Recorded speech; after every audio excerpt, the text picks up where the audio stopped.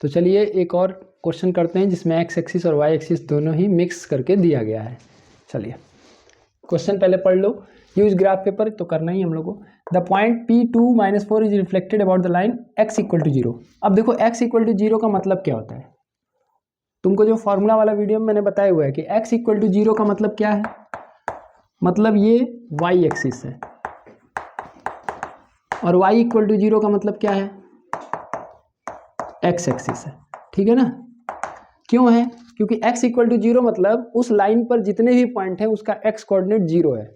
जैसे 0.5, 0.2, 0.3 ऐसे तो है। जैसे मान लो अगर हम कहते हैं x इक्वल टू 0 तो इसके कौन कौन से पॉइंट हो सकते हैं, 0.5 हो सकता है, 0.3 हो सकता है, 0.2 हो सकता है, क्योंकि ऐसे बनाते थे, तुमको याद होगा कि 8-9 में तुम ऐसा काम किए होगे x y।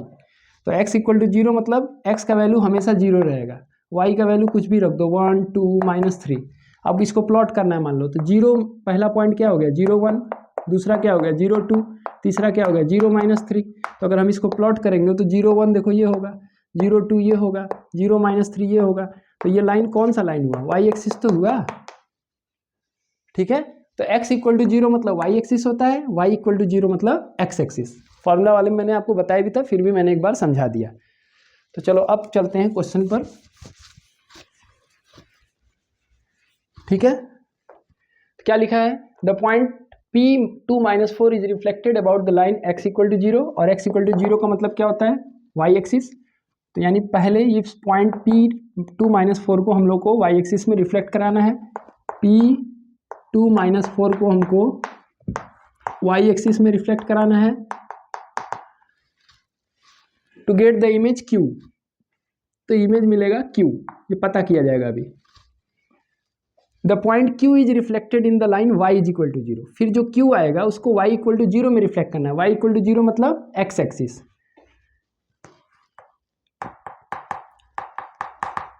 तो मिलेगा R, ये आपका क्या है x इक्वल टू 0, और ये क्या है y इक्वल टू 0। ठीक है, क्योंकि मान लो x एक्सिस y एक्सिस देता है, हर बच्चा कर लेता है, लेकिन थोड़ा सा वो बदल देगा ना तो कई बच्चे नहीं कर पाएंगे। तो तुम समझ के कर लो, कोई दिक्कत नहीं है। अब तुमको यहाँ पे पता ही है कि रूल क्या होता है, पी एक्स वाई को अगर हम x एक्सिस में रिफ्लेक्ट करें तो इसका कोऑर्डिनेट होता है P dash x minus y, और अगर इसी को y एक्सिस में रिफ्लेक्ट करें तो इसका कोऑर्डिनेट क्या होता है, y एक्सिस में करोगे तो माइनस एक्स वाई। सीधा सीधा इजी तरीका क्या है कि अगर x एक्सिस में रिफ्लेक्ट कर रहे हो तो y कोऑर्डिनेट का साइन बदल दो, y एक्सिस में कर रहे हो तो x का साइन बदल दो, बात खत्म।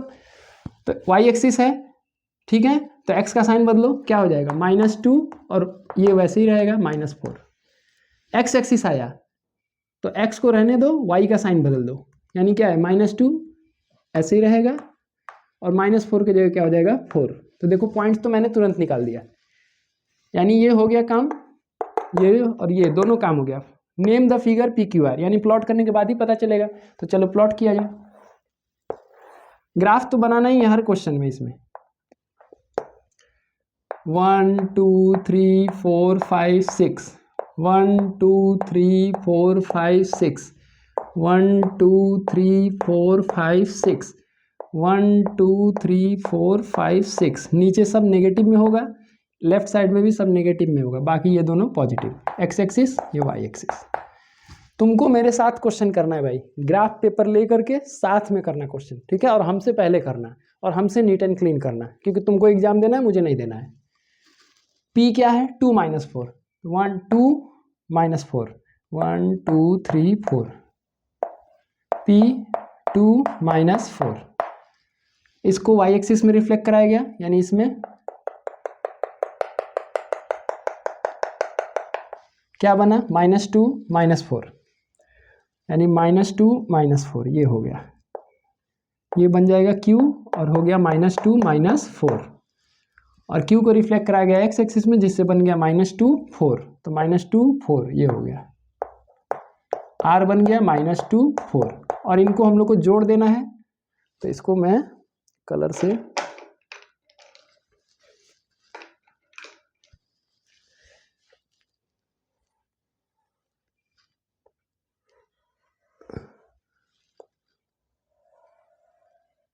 जोड़ दिया मैंने।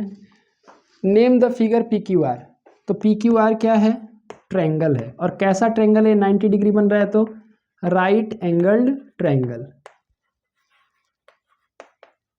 और इसीलिए तो एरिया भी पूछा गया है। फाइंड द एरिया, तो area of right angle triangle या ट्रायंगल कहो तो क्या होता है, half into base into height.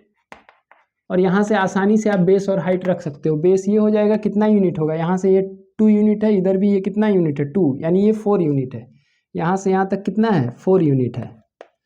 और यहाँ से यहाँ तक कितना होगा, नीचे भी देखो -4 मतलब 4 स्टेप नीचे हो 4 स्टेप ऊपर हो, तो ये कितना होगा टोटल 8 यूनिट होगा। तो बेस 4 हो गया, हाइट 8 हो गया, यानी हाफ इंटू 4 इंटू 8, ठीक है। तो 2 2 जा, यानी कितना होगा 16 square unit is the area. तो इस तरह से ये क्वेश्चन हमारा सॉल्व हो गया।